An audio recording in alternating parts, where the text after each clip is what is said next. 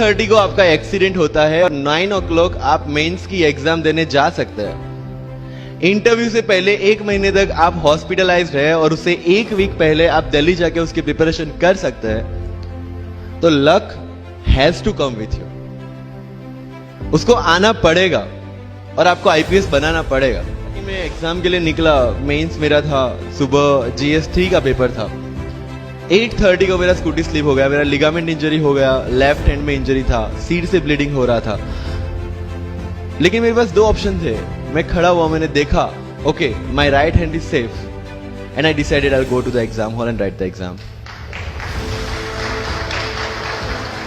मेरे पास 2 ही ऑप्शन थे, या तो मैं वहां से उठ के रोने लगूं, यार मेरे साथ ही ऐसा क्यों हुआ, मेरा एक्सीडेंट हो गया, मेरा मेंस खराब हो गया और हॉस्पिटल जाओ, या दूसरा ऑप्शन था कि मैं देखूं कि मैं 3 घंटे और सरवाइव कर सकता हूं। हाँ कर सकता हूं। मैं मेंस के लिए एग्जाम हॉल में गया। ये जितने भी फोटोग्राफ्स लगे हैं, सर ने जैसे बताया कि जितने भी इंसान सक्सेसफुल हुए, अगर आप उसकी लाइफ स्टोरी देखेंगे तो कहीं ना कहीं एक मोमेंट आता है जहां पे वो इंसान की जो स्ट्रगल है वो पीक पे हो जाते हैं। वो इस मोमेंट पे आपको डिसाइड करना है कि आपको वहां से यू टर्न लेना है या आपको वहां से आगे निकलना है। इन सब लोगों ने डिसाइड किया कि उनको वहां से आगे निकलना है। एंड दैट इज द फंडा ऑफ लाइफ। सक्सेस उन्हीं को मिलता है जो इस स्ट्रगल वाले मोमेंट से आगे निकलने की सोचते हैं। जब भी आपको लगे कि आपके सिर पे बहुत मुसीबत है, जब भी आपको लगे कि आप हर तरह से गिर चुके हैं, जब भी आपको लगे कि आपके पास कोई ऑप्शन नहीं है, तब एक चीज आप अपने दिमाग में लाइएगा कि यही मोमेंट है जहां से आपकी तकदीर बदलने वाली है। क्योंकि डायमंड जो होता है वो जितना ज्यादा घिसता है उतनी ज्यादा उसकी वैल्यू होती है। सोना जो होता है वो जितना ज्यादा तपता है उतनी उसकी वैल्यू होती है। अगर आप जिंदगी में तप रहे हैं, अगर आप जिंदगी में घिस रहे हैं, अगर आपको लग रहा है कि आप हर तरह से मुसीबतों में गिरे हुए हैं, तभी आपकी जो वैल्यू है वो बढ़ने वाली है। और यही मेरा एटीट्यूड रहा है। लोग बोलते हैं कि तुम्हारी फाइनेंशियल कंडीशन ठीक नहीं थी, पापा इलेक्ट्रिशियन थे, मम्मी हाउसवाइफ थी, डायमंड के कारखाने में काम करती थी, उसके बाद उन्होंने मैरिज में रोटियां बनाने का काम किया और उस तरह से मैं पढ़ा। लेकिन जब मुझे पूछा जाता है कि ऐसी कौन सी चीज है आपकी लाइफ में जो आप बदलना चाहते हो, एंड आई सेड नथिंग। क्योंकि अगर वो चीजें नहीं होती मेरी लाइफ में तो शायद आज आपके सामने में नहीं होता।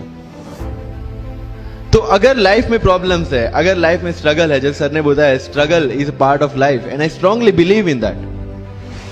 भारत वर्ष का सपना चंद्रगुप्त ने देखा, चाणक्य ने देखा, और उस भारत वर्ष को बनाने के लिए जब ये संघर्ष जारी था और तब राजा धनानंद की डॉटर दुर्धरा से चंद्रगुप्त को प्यार हो जाता है, और जब चाणक्य उनको बोलते कि नहीं तुम्हें उससे दूर रहना है, तब चंद्रगुप्त बोलता है आचार्य कभी कभी सोचता हूं कि जिंदगी में या ये भारत के सम्राट बनने के लिए इतना त्याग, इतना बलिदान ना देना होता तो। और तब चाणक्य रिप्लाई करते हैं तो हर कोई भारत का सम्राट होता। This is the fundamental rule of life. अगर आईएएस बनने के लिए, आईपीएस बनने के लिए सैक्रिफाइस करना नहीं पड़ेगा, अगर उसके लिए आपको त्याग नहीं करना पड़ेगा, तो आज पूरे इंडिया में हर घर में आपको आईएएस आईपीएस मिल जाएंगे। मुझे एग्जैक्ट डेट याद है, 23 मार्च को मेरा इंटरव्यू था। 20 फरवरी को मुझे हॉस्पिटल में एडमिट किया गया क्योंकि मुझे इन्फेक्शन हो गया था बॉडी में एंड बहुत हाई फीवर था, तो आईवी के अलावा कोई ऑप्शन नहीं था। 1 मार्च को ठीक होके मैंने सोचा चलो दिल्ली निकलते हैं। 2 मार्च को मैं दिल्ली पहुंचा।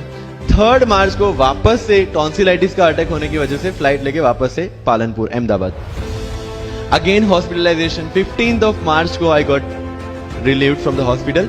16 मार्च को मैं दिल्ली पहुंचा और 23 मार्च को I gave my UPSC interview. तो 1 महीने का हॉस्पिटलाइजेशन। उसके बाद जब दिमाग में ये था कि मेरे साथ जो लोग इंटरव्यू दे रहे हैं वो 1 महीने से प्रिपरेशन कर रहे हैं एंड 1 महीने से मैं हॉस्पिटल में था, again I thought this is the moment to prove yourself. I went to the interview और पूरे इंडिया में 2nd highest marks in interview.